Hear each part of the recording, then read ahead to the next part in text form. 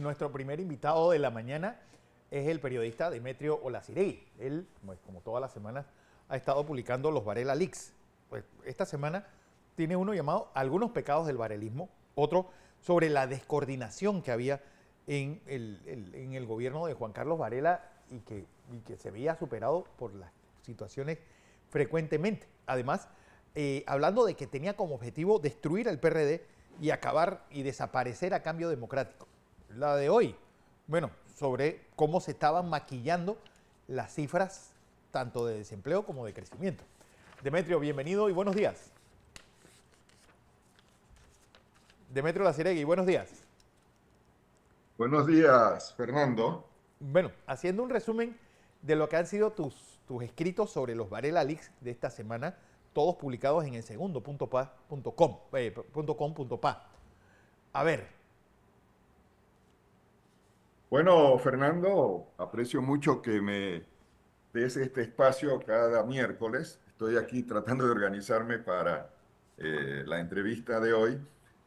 Realmente lo que vemos sobre todo la entrega de esta mañana, es la manera, pues, como Varela, junto con su ministra de Economía y Finanzas y el secretario de Metas en ese momento, Jorge González, coordinaban para enfrentar la situación que tenían en ese momento, estamos hablando del año 2018, en el que la economía, que había tenido un perfil bastante positivo, se hablaba de que podría tener un crecimiento alrededor del 5%, las estadísticas, las cifras estaban indicando que no crecería más del 3%. Entonces le pide al exsecretario de Metas que pague, que ponga a circular dinero para ver si de ese modo la economía tenía algún repunte, pero un repunte falso, porque era estimulada en base a la circulación que había en ese momento, y entonces establecían una medición muy, que diría, ficticia de lo que era la economía. Y al final, ese año la economía creció, creo que entregamos la cifra hoy, eh, menos del 3%. Y aparte de eso, pues encontramos también cómo a través del Ministerio de Economía y Finanzas tenían la vista puesta en quién favorecer o a quién atacar, también en términos de pago de cuentas a través del Ministerio de Economía y Finanzas y de la Contraloría, que estaba en manos de Freddy Humbert, que era evidentemente alguien que le hacía los mandados a Varela, al Tortugón Cachaza. Bueno, hoy importante también eso de que tenía como intención acabar con el PRD y desaparecer a Cambio Democrático, fracasadas en sus dos pues, propuestas que había puesto en el día de ayer. Sí, lo que vemos en esa entrega, creo que fue la entrega de ayer. De ayer sí. Tú sabes que en esto uno se enreda a veces Sí. con tanta información que proviene de los Varela Leaks. Lo que tenemos en la entrega esta no solamente es la situación de la decisión de acabar con el PRD y desaparecer a Cambio Democrático, sino que vemos también la pugna que había entre el exministro de Economía y Finanzas, Dulcidio de la Guardia, y el exdirector de la Dirección General de Ingresos, Publio Cortés. Julio Cortés. En ese momento, la Dirección General de Ingresos estaba exigiendo a la Contraloría que pagara el bono al cual tienen derecho los funcionarios de la DGI y el Ministerio de Economía y Finanzas y la Contraloría General de la República se oponían a esto. Sí. Y entonces entra en un choque Dulcidio de la Guardia, Freddy Humbert contra Publio Cortés, exigiendo que pare esa demanda. Y describimos conversaciones bastante duras, insultos, actitudes agresivas de parte y parte, como una demostración de las diferencias que existían dentro del gobierno de Varela. Y en esas circunstancias es que se da el diálogo entre el exdiputado Carlos Santana, diputado de De Veraguas, el Veragua. cacique del el panameñismo allá. panameñismo en esa zona y hay también encuentros fuertes, discusiones fuertes y términos que se usan en la discusión de irrespeto por parte de Varela hacia el diputado Santana, pero luego se ponen de acuerdo a través de prebendas, de distintos arreglos que hace Varela con Santana, y entonces es allí donde Varela le dice, bueno, nuestra meta debe ser acabar con el PRD y desaparecer a Cambio Democrático. Lo que quiero traer, Fernando, sobre este punto es lo relativo a la manera agresiva, la manera vengativa. Yo he llegado a la conclusión de que la B de Varela es B de Venganza. venganza, de rencor, de tratar de ajustar cuentas con gente que de alguna manera le había, según él, hecho algún mal. Entonces, allí vemos la hazaña como Varela trata con Santana de enfrentar al PRD, de destruir a Cambio Democrático con los elementos que ellos tienen, cortando recursos en la Asamblea, persiguiendo diputados, inventando causas a través del Ministerio Público, en fin, tenían las herramientas para, como decía él, desaparecer a un partido, acabar con el otro. O sea, que tenía en la línea Demetrio, tenía ya todo bien planificado en cuanto a descuartizar al enemigo y haciendo alarde precisamente, como señalas tú, del inicio de la letra de su apellido. O sea, que él tenía totalmente acumulado todos los órganos a sus pies. Y en esa dirección, finalmente, ¿qué se consiguió? Bueno, Birna, como vemos el resultado de esa persecución judicial, esa persecución económica, ese cierre de distintas maneras contra sus adversarios políticos y, yo digo, ficticios en algunas cosas, inventados en algunos otros casos, porque vemos a través de los Varela Leaks que vivía el expresidente, o sea, como dice algunos lectores, algunos escritores, no dormía, o sea, la maldad no duerme, Sí. pensando, haciendo daño a los adversarios creados o no, ¿verdad? Ficticios en algunos casos. Y realmente los Varela Leaks nos dan un resumen de lo que fue esa acción.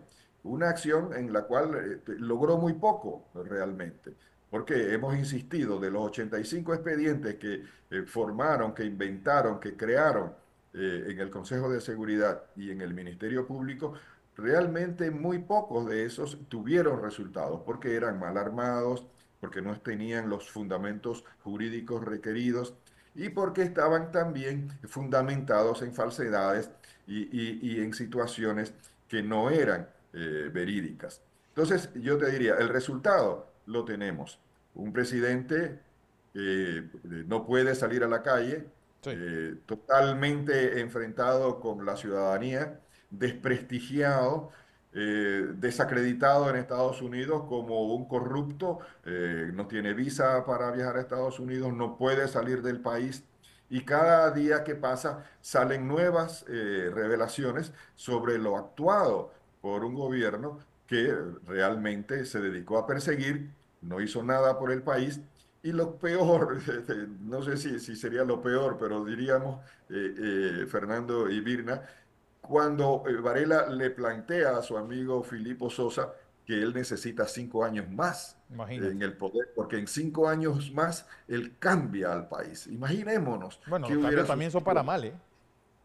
Sí, diríamos, ¿qué hubiera pasado con Panamá si hubiéramos tenido al Tortugón Cachaza 5 años más en el poder? Terrible. Pero Demetrio, hay algo que me llama la atención porque ¿por qué no lo logró? Porque al final tenía esa troika mediática a sus pies, tenía un poder económico que la verdad estaba mirando para otro lado, tenía un ministerio público que era una especie de gran trapiche judicial con un órgano judicial aterrorizado. Es decir, Tenía todo a su tenía todo a favor, su sí, favor para sí. haber hecho todo lo que él se propuso. Sí, mira, en la entrega de mañana vamos a ver los datos precisos, ¿no? De las estadísticas, cómo la ciudadanía, cómo el pueblo panameño percibía a Varela. Y él le confiesa a sus asesores, creo que esa conversación la tuvo con el ministro de la Presidencia, Álvaro Alemán, en la que él le revela, la población no está con nosotros, no tenemos los votos, el pueblo panameño no quiere de nuevo en el poder al panameñismo. Entonces, realmente él no las tenía consigo, a pesar de todo el esfuerzo mediático que, como tú has señalado, Fernando, la Troika estuvo siempre acompañándolo, desde la campaña contra Mimito Arias, que también lo planteamos en la entrega de esta semana.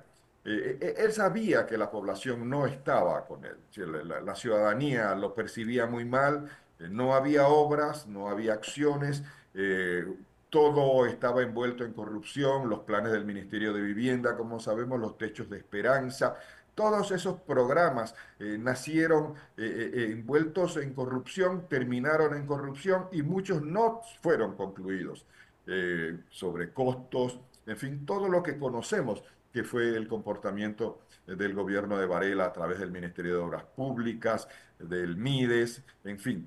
Y en la entrega de esta semana también vemos cómo la sospecha que quedó de su triunfo electoral. Es decir, Varela llega a la presidencia desde abajo con 26% de aceptación de la población, del votante. Vemos que a lo largo de la campaña Mimito Arias siempre estuvo en 33-34% de aceptación.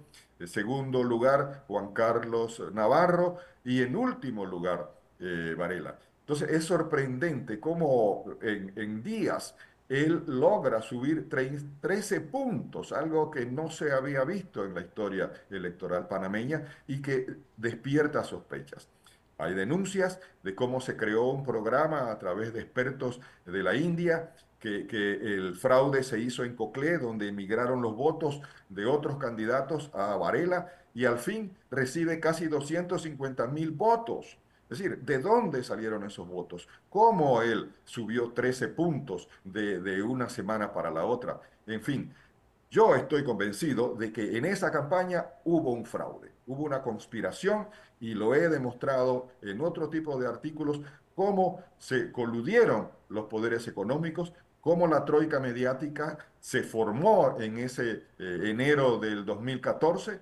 Tengo testigos de esa conversación, fuertes dirigentes influyentes del PRD que participaron, en fin, todo fue una conspiración para llevar al poder a Varela, para mantenerlo en el poder y dar la posibilidad de que un candidato del panameñismo repitiera, pero como hemos entregado en esta semana, vemos que ninguno marcaba, era evidente que el panameñismo no iba a volver al poder. ¿Qué nos traes para mañana, Demetrio? Eso mismo, que como Varela sabía que el votante no estaba acompañando al panameñismo. Y él entonces dice que se va a retirar de la política y que no va a participar en esa campaña. Pero hay un hecho interesante que dejamos de lado, o no sé si lo entregamos esta semana o viene con lo que entregamos mañana, y es cómo él trata de convencer a la ex vicepresidenta Isabel Saint Malo para que participe en la campaña política. Él le dice, si tú participas, yo te pongo los votos en la calle, tú ganas, yo me voy a mi casa y desde mi casa yo te voy a estar asesorando todo tranquilo porque tú tendrás un gobierno que va a ser exitoso, en fin, pero Isabel Saint Malo no quiere participar en la campaña política, le tiene miedo, dice Varela, a la silla presidencial, y vemos un elemento interesantísimo que habría que investigar de dónde surge ese capital. Varela le dice al exministro Carles, el de De trabajo. Trabajo, tenía dos Carles, había un Carles en el Ministerio de Desarrollo Agropecuario, pero este Carles, que era su espadachín, su hombre político, le dice, yo estoy dejando 15 millones para la campaña política. ¿De dónde surgió ese dinero?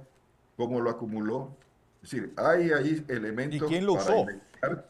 Sí, es decir, ¿qué pasó allí? ¿De dónde surge ese dinero? Hay algunos que sospechan que eran fondos de China, otros que podrían ser todavía parte de recursos de algunos contratistas que fueron estrellas durante el gobierno de Varela. Eh, Podríamos mencionar varios, MECO, eh, en fin, pues Acciona, el Acción. Hospital del Niño. Hay elementos de donde sospechar, diríamos, del fondo que creó Varela para la campaña del 2019. Bueno, Demetrio, esperamos ansiosamente esa nueva entrega. Y recuerden, en segundos.com.pa, ahí Demetrio Laciregui está escribiendo este resumen de los Varela Leaks. Demetrio, gracias. Gracias, Saludos. Fernando, y saludos a ti y a Birna y a los oyentes que siguen de manera asidua tu noticiero. Gracias. Gracias.